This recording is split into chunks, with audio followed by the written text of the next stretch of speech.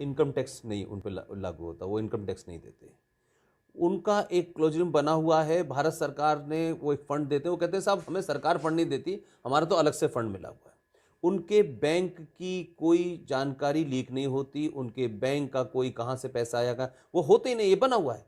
अब आप मुझे बताइए, हर छोटी छोटी चीज पर इस देश में जब संसद ने कोई बिल पास कर दिया है, संसद is the supreme body of the Lok Sabha in democracy, how how how court come into the picture कि वो हर बात में आकर अड़ंगा लगाएगी और कहेगी कि साहब इस आंदोलन को ऐसा करिए वैसा करिए। ये मेरी समझ में नहीं आ रहा कि कभी कभी मुझे लगता है कि सत्ता के जो अंग हैं, डेमोक्रेसी के जो अंग हैं, वही आपके भारत के राष्ट्र के खिलाफ नजर आते हैं। क्या किसी को मतलब टेक्निकल तरीके से तय होगा कि तिब्बत से कैसे संबंध रखो, पाकिस्तान से कैसे संबंध रखो, एक टेररिस्ट पकड़ लिया जाता है तो भी हम उसके बारे में इतना, तो ये जो व्यवस्था के अंग हैं, यही मुझे कभी कभी लगता है कि राज सत्ता के लिए एक बाधा बनते हैं, एक सवाल खड़ा करते हैं। आप मुझे बताइए ना कि खुल्लम खुल्ला कहा जा रहा है हमने इंदिरा गांधी को ठोंक दिया, हम इसे भी ठोंक देंगे। आप कनाडा का आदमी आपके बारे में बोल रहा है, कोई बाहर से पैसा आ रहा है। तो मेरा कहने का सेंस है कि आज सरकार ने पूछा, जब कोर्ट में बहस हुई है तो कहा ना उन्होंने कि बाहर से फंडिंग हो रही है, तो आपके अटॉर्नी जनरल ने माना। लेकिन सवाल यह है कि कोर्ट ने फैसला तो ऐसा दिया ना, आप स्टेट को वीक करना चाहते हैं, आप राज सत्ता को वीक करना चाहते हैं, तो फिर आप ही राज सत्ता में बैठिए। आप काला कोट पहन करके राज सत्ता चलना चाहते हैं। पहली बात कि ये ठोकने वोकने वाली बात जो है ना, मैं फिर से कहता हूं, और जो लोग ये कह रहे हैं ठोकने का, अगर ये भारत है आपकी, आपको यहाँ इज्जत मिल रही है, आपसे मैं थोड़ी देर पहले बात कर रहा था, मैं यही बात कर रहा हूँ। मैं ये जो खालिस्तानीज और जो खालिस्तानी माइंडेड लोग जो हैं, मैं अपनी बातें मिन्स नहीं करता, उनको मैं कह रहा हूँ कि ये भारत है कि आपको इज्जत मिल रही है इतनी, क्योंकि आपको हम अपने समझते हैं, अपना भाई समझते हैं। और इज्जत का एक ये कारण है क्योंकि आप उसी ऐतिहासिक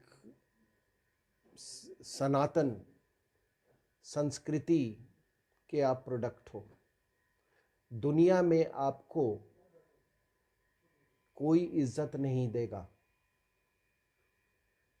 आप एक यूरोपियन से पूछिए जाके, जहां पर ये खालिस्तान के बहुत बड़े हीरो बने हुए हैं और काम मंत्री बने हुए हैं, और वो गंदा सा मंत्री अपनी गंदी सी शक्ल लेके यहां पे आया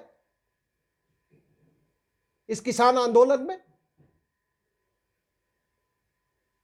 वो गंदा सा मंत्री, वो गंदी सी शक्ल लेके यहां पे बैठा, इन लोगों ने बैठाया, शाहीन बाग के लोगों को बिठाया, शर्जी मिल इमाम की रिहाई की बात की। वो गंदा सा लॉयर, वो गंदा सा लॉयर, 1 रुपये उसको फाइन देनी थी, उस पर भी आपने उसका रवैया देखा, उसको आपने बिठाया। ये सिर्फ इसलिए हुआ है क्योंकि कोई इस भुलावे में ना रहे कि भाई देखिए, हम ये तो बात हमने कहा है कि ये सनातन धर्म है, इसमें से मजहब निकलते रहते हैं। कल फिर कोई पैदा होगा जो कहेगा मैं पैगंबर हूं, कल फिर मैं कोई। लेकिन मैं एक बात कह रहा हूं कि यहां पर तो हमारे लिए जितने हमारे सिख गुरु हैं, हम तो उनको भगवान मानते हैं साहब। और मैं यूं ही नहीं बोल रहा हूं, मैंने बहुत पढ़ा हुआ है। I know. मैंने आज तक पुष्पेंद्र जी, मैंने जो भी मैंने पढ़ा है, जो सिख स्क्रिप्चर्स हैं, गुरु ग्रंथ साहब से लेके और उसके जितने शब्द सुने हैं, मैं आपको कहता हूं कि मैं एक भी ऐसा श्लोक या एक भी वाणी मैंने ऐसी नहीं सुनी हो जो कि दिल को सुकून न पहुंचाया। लेकिन ये गुरुओं के भी भक्त नहीं है अपने, ये गुरुओं के नहीं हुए। अरे जो हिंदुस्तान का नहीं हुआ वो गुरु का क्या हो सकता होगा ये। हाँ, जिनका, और हम तो फिर भी, हमारे लिए तो गुरु गोविंद सिंह साहब पूजनीय है, गुरु नानक जी महाराज पूजनीय है। अरे कनाडा का वो गंदा सा अंग्रेज, उससे जाके बोलो कि वो गुरु ग्रंथ साहिब क्या करता है। वो बोले what Guru Granth Sahib, who was गुरु गोविंद सिंह, और तुम हमको यहां पर धमकी दे रहे हो? हमको धमकी दे रहे हो। अगर आप भारत की संस्कृति नहीं जानते हो तो आप एक अच्छे सिख भी नहीं हो सकते हो। तो यह धमकी देना मैं ठोक दूंगा।